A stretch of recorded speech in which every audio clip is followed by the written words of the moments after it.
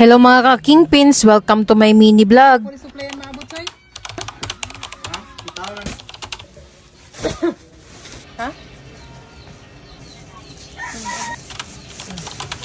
Panibagong araw kaya panibagong sipag na naman natin ito mga dahil may order na naman nga ang ating customer na taga-Katayngan at Dimasalang kaya ito nagkakahon na naman tayo ng kanilang order. Maaga din nga natin tong inaayos at piniprepare at siniship dahil ilang oras din ang biyahe sa kanila. Sa mga taga-Katayngan at taga-Dimasalang nga pala dyan, ang mga nagtatanong kung pwedeng umorder ng ating sauce ay pwede po. I-PM nyo lang nga kami dito sa aming page at magre-reply nga agad kami. Ito din nga ang ating mga food cart, naka-all set na lahat at ready nang pumunta sa kanilang pwesto. Oh, grabe nes yung linis nga nitong ating food cart, hindi mo kinayami. Good luck nga sa mga food cart na magtitinda ngayong araw, naway makabenta tayo ng maganda. Bukas din nga pala ako dito nitong parcel na pinadala nga sa atin. Bale, pre-sample lang nga to mga mi at tingnan nyo naman yung ngiti ko dyan dahil ito pangarap ko din nga magkaroon ng ganito. Hindi na nga tayo mauubusan ng gagamitin na ice dahil meron na nga tayo nitong automatic ice maker. At habang nagluluto tayo dito ng mga ibang produkto na ititinda sa ating food cart, ito din pala si Bunsoy dumating na din galing mamili ng ating mga i-restock na product at mga paninda sa ating food cart. Itong ang disposable cup ay isa din nga sa maramihan nating bilhin dahil ito talaga yung pinaglalagyan ng ating mga paninda kapag bumibili ang ating mga customer. Nagpabili din nga pala tayo nitong 4x12 na plastic at ito nga yung pinaglalagyan ng mga coins na pinapadala natin sa ating food cart. 300 pesos araw-araw ang pinapadala natin na coins sa ating mga food cart. Nang sa gayon na hindi na nga sila mahirapan maghanap pa ng panok. Nag-restock din nga pala tayo ng isang sakong breadcrumbs at mga suka. DS nga pala ang brand ng suka na ginagawa nating manong suka. Nagluto na rin nga pala tayo dito nitong ating ulam na nilagang baka. Sarapan nga natin ang luto natin dito dahil minsan lang nga tayo makaulam nito. Deserve din naman natin to mga mi dahil palagi na lang nga tayong isda at araw-araw din naman tayo nagsisipag. Masama din nga mga mi kapag araw-arawin din naman natin to dahil nakaka-high blood nga to pati nga ang presyo. Sakto nga at dumating si Papa galing bukid at nakahabol pa nga siya sa ating ulam. May dala din nga pala si Papang kamuting kahoy, papaya at itong ang nyog. At dahil dyan meron na naman nga tayong libreng pagkain at ito nga si Bunsoy nakabili nga ng pusit sa palengke. Nasa 60 kilos nga itong pusit na nabili niya at mabuti na lang at meron na nga sa palengke nagtitinda. Dahil nung isang araw nga ay naubusan kami ng pusit dahil wala talaga sa palengke. Nagpatulong na din nga si Bunsoy sa pagbuhat nito kay Kuya Mike dahil mabigat nga talaga to. At dahil wala pa naman tayong ginagawa ngayon kaya kikiluhin na agad natin to at ilalagay sa freezer nang sa gayon ay hindi masira. Ito nga yung ginagawa natin mga mi pagkatapos nga nating makilo ay inihiwa ko lang sa dalawa itong pusit. Mas nadadalian kasi ako magbalat mga mi kapag malaki nga ang pusit. Kapag nailagay na nga natin to lahat sa plastic ay ilalagay na din natin sa freezer. So paano ba yan? Ito lang muna for today's video. Salamat sa panonood. Follow for more!